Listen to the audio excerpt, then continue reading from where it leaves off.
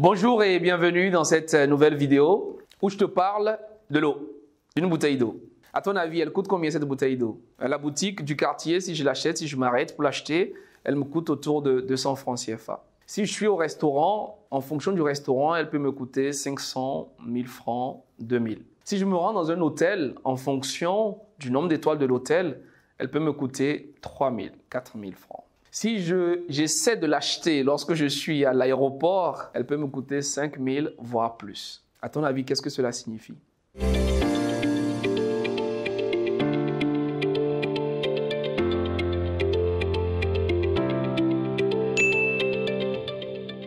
La même bouteille d'eau, mais qui peut coûter 200 ou 5000. Et quelle est la différence? Ce n'est pas le goût, ce n'est pas la forme, ce n'est pas la taille, c'est juste le lieu où j'achète cette bouteille d'eau.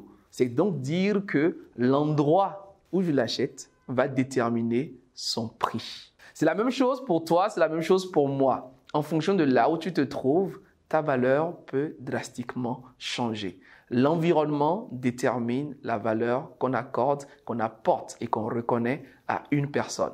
Est-ce que ton environnement est un environnement qui te valorise et qui te met en avant? Là est toute la question.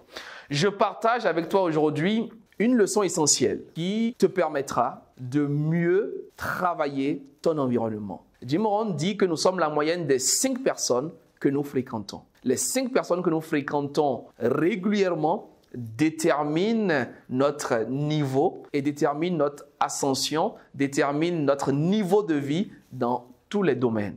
Il est donc important de faire attention à son environnement. Lorsqu'une plante ne pousse pas convenablement, qu'est-ce qu'on fait généralement? On travaille son environnement. On observe, on analyse si elle est bien exposée au soleil, s'il y a suffisamment d'eau, s'il y a du terreau, si elle n'a pas besoin d'une inclinaison particulière par rapport au soleil ou par rapport à certaines intempéries. C'est donc dire que l'environnement est vraiment déterminant pour la croissance d'une personne.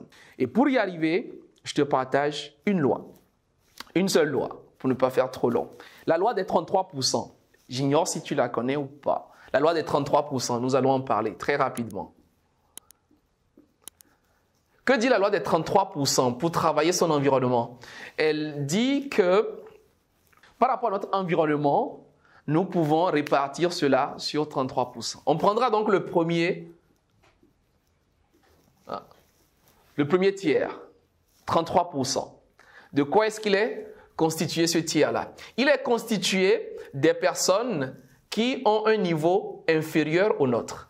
Ce sont les personnes qui sont en dessous de nous d'une certaine manière, qui ont moins de ressources que nous, qui ont moins de connaissances que nous, qui ont un niveau professionnel en deçà du nôtre. Ce sont donc peut-être nos cousins, nos amis, nos frères, etc., nos collaborateurs, mais qui ne sont pas au même niveau que nous. Avoir 33% de ces personnes-là autour de soi, c'est important pour aider, pour accompagner, pour soutenir, pour encourager. Ensuite, avoir 33% de personnes qui sont au même niveau que vous, qui ont les mêmes rêves que vous, les mêmes ambitions, les mêmes réalités, les mêmes challenges, les mêmes difficultés. Et vous échangez, vous vous soutenez, vous discutez ensemble.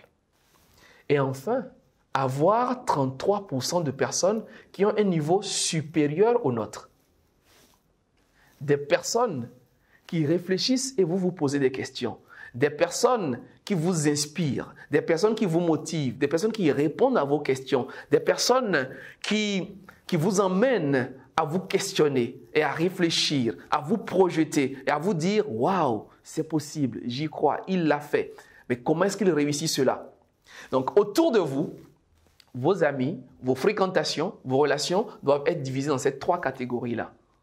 33% de personnes en dessous de vous, 33% de personnes au même niveau que vous pour avoir les pieds sur terre et 33% de personnes qui sont bien loin que vous, qui ont 2 ans, 3 ans, 5 ans de plus que vous, qui gagnent 2 fois, 3 fois, 5 fois, 10 fois plus que vous, qui ont un chiffre d'affaires beaucoup plus supérieur au vôtre et qui vous inspire, qui vous challenge, qui vous motive. Malheureusement, force est de constater que la plupart des gens sont plutôt entre ces 2 catégories-là. On a souvent plus de personnes qui dépendent de nous. Plus de personnes avec lesquelles on rigole, on s'amuse, on sort, que de personnes qui nous inspirent et qui nous challengent. Votre environnement est déterminant. assurez-vous d'avoir une bonne répartition ici. Du coup, qu'est-ce que vous avez à faire? Ce soir, vous pourriez vous amuser à dresser la liste de vos connaissances, de vos amis, ceux qui vous sont réellement le plus proches, ceux avec lesquels vous passez le plus de temps. Je ne sais pas, ils sont 5, ils sont 10, ils sont 15, ils sont 12, ils sont 20. Pas plus, d'accord? Parce que vraiment, c'est un nombre restreint. Et du coup, demandez-vous parmi ces personnes-là, dans quelle catégorie se retrouve chacun. Et vous verrez très vite que vous gagneriez à travailler davantage les 33%. Ayez des gens qui vous challenge. Ayez des gens qui vous partagent leurs idées. Ayez des gens qui vous tirent vers le haut, pendant que vous également, vous évertuez à tirer d'autres vers le haut. C'est comme ça que vous progressez, c'est comme ça que vous vous améliorez, c'est comme ça que vous continuez d'activer votre baraka. Je suis Gaius Yokossi, la personne qui voit en vous de la baraka, la personne qui révèle votre baraka et celui qui vous aide à passer en mode baraka.